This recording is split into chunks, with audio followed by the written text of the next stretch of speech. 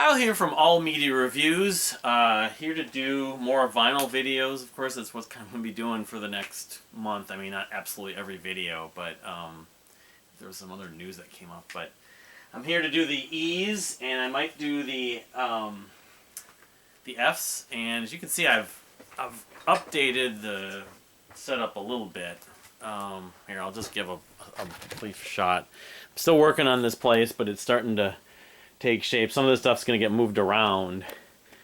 The Weiss stuff too, of course. But anyway, and the CDs, that's my biggest project, you know, to do those albums of the year videos. I'll have many CDs, hopefully, to show. And cassettes, actually. I'm going to have cassette tapes, believe it or not. So alright. Starting with the E's, I left on the D's. I have E.B. the Younger's album, To Each His Own, from, was it 2019? The guy from Mid-Lake, I forget his name now, but it's not exactly like Mid-Lake, very kind of 70s-ish, 70s, what do you call it? It's almost yacht rock-ish, but it's cool and smooth and good songs on it, anyway. So then I have just a few I have a few records from this band I've talked about off and on, and this first copy, unfortunately, got what I believe is bent, but it doesn't look as bad as I thought it does now. The case still looks a little bent, but anyway, this is New Jersey-based, you know, metalcore.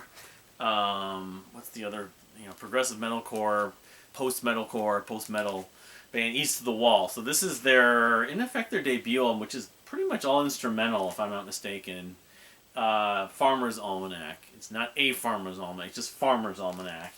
From 2008, members of Postman Syndrome and Day Without Dawn, you know, formed this band. So then they had a few other records, but I have also what to me is their best work still, The Apologist from 2011. Yeah, this is terrific. It's like, if you like Between the Buried and Me, it's definitely worth checking out. I mean, it's of that same kind of ilk where it's over-the-top musicianship, and but there's still a metalcore element, but it's progressive. It's a great work. I need to listen. I haven't listened to it in a while. I've been listening to their new record, of course, that came out a couple months ago on Neutral Second, 2023.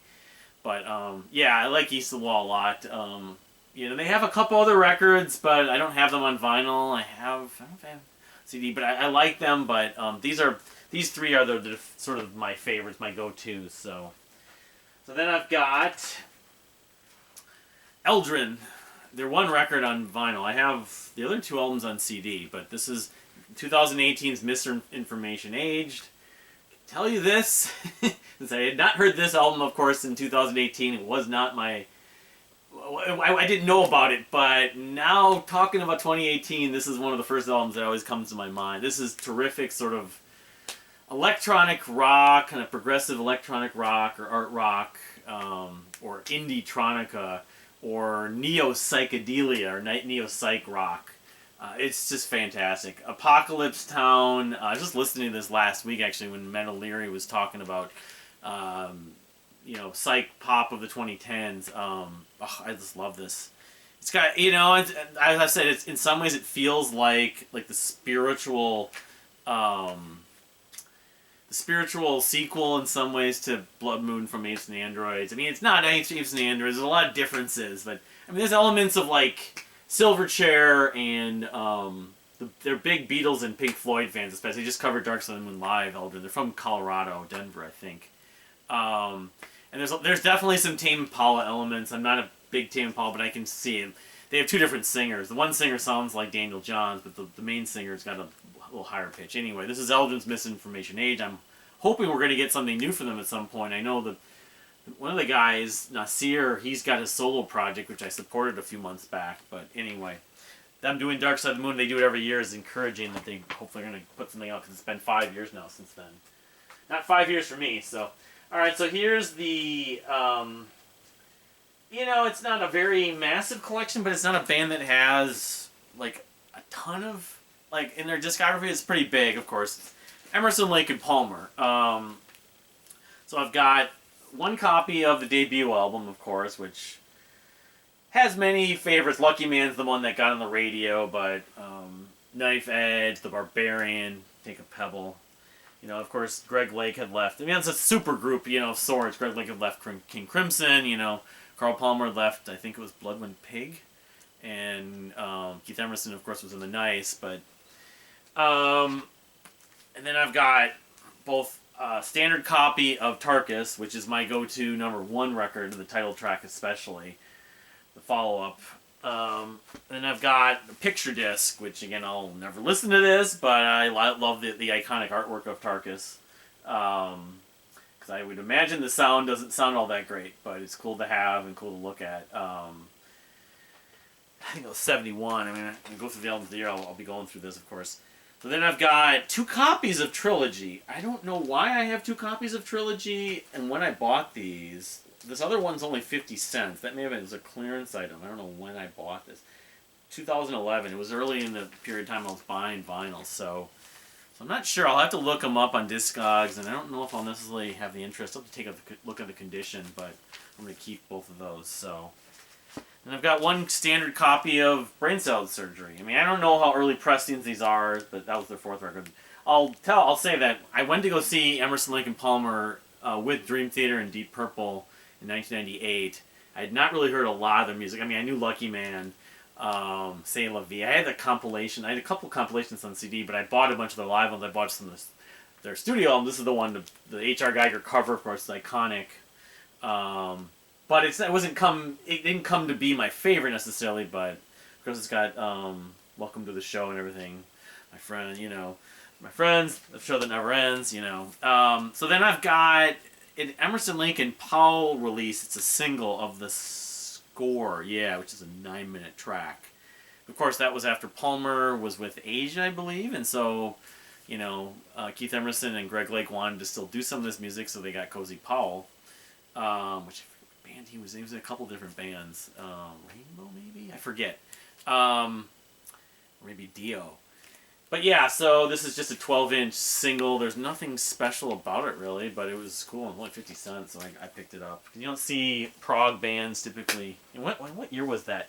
Releasing a lot of singles. I mean, they're more about the album. This was 86, so it was mid-80s. So yeah, that was right in the sort of right after the first Asia album. I mean, Asia albums there had been, but of course that was Carl Palmer's cash call at that point.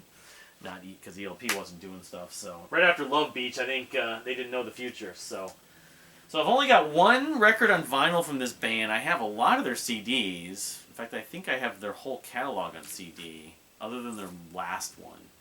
But this is Enchant's album, A Blueprint of the World, which comes with an extra CD. Band I loved. I mean, I still love them. They're great. But I was like, they were one of my favorite bands at one point back 20 years ago. I saw them live at Nearfest. Of course, Ted Leonard has gone on to do other projects, notably being the lead singer of Spock's Beard. But I remember talking to him in sort of interview, discussing with him at Nearfest about stuff.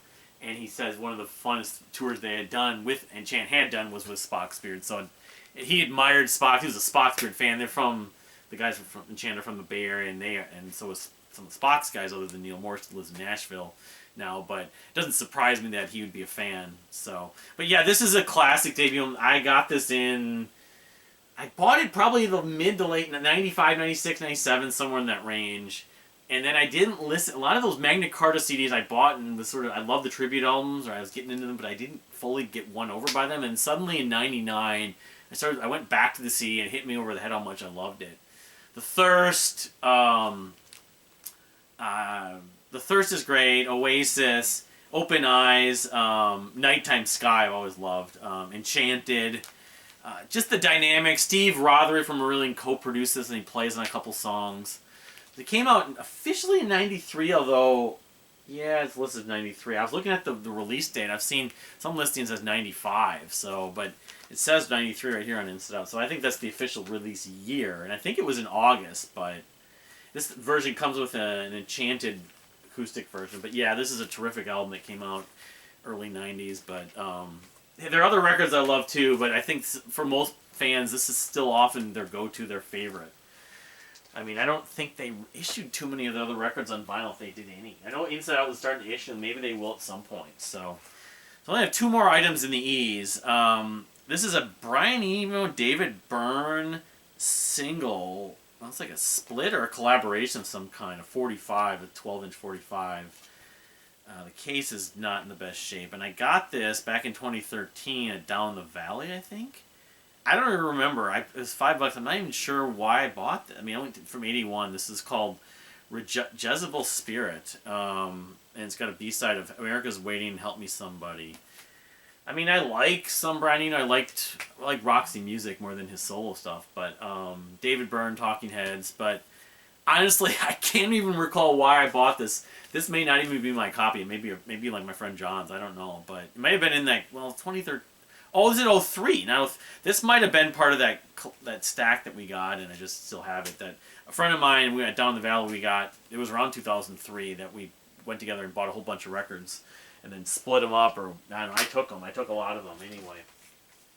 So the last record I have in the E is Everything's album from, it was 2020, Reanimator. I really, really need and desire to seek out the Everything records on vinyl, but a lot of them are really expensive to import. But I mean, among their records, this is not my favorite. I wouldn't put it at the bottom though, but it's not bad. I haven't listened to. I remember trying to listen to some of it a few months ago, and they have a new album last year, which I thought was okay, a little bit better after revisiting it, but I think they peaked kind of in the sort of mid 2010s rather, but.